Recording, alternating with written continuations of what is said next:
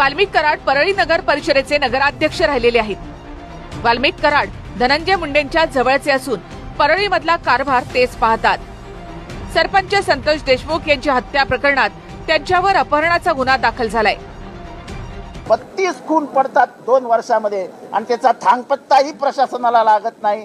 आजपर्यंत बीडमध्ये प्रत्येक खुनाच्या मागे वाल्मिक कराड आहे आणि वाल्मिक कराडच्या मागे कोण आहे हे वेगळं सांगायला नको।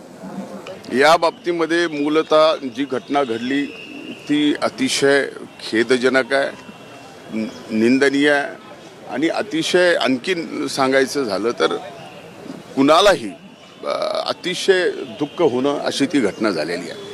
पण ती घटना ही एका व्यवहारातून झालेली आहे आणि त्या व्यवहारातून ही झालेली घटना त्याला मात्र कुठंतरी पूर्णपणानं राजकीय रंग देणं हे बरोबर नाही। आणि ज्यांनी कुणी ही हत्या केली आहे ते कुणी असो त्यांना अतिशय कठोर शासन झालं पाहिजे ही भूमिका आमची आणि सरकारची आहे।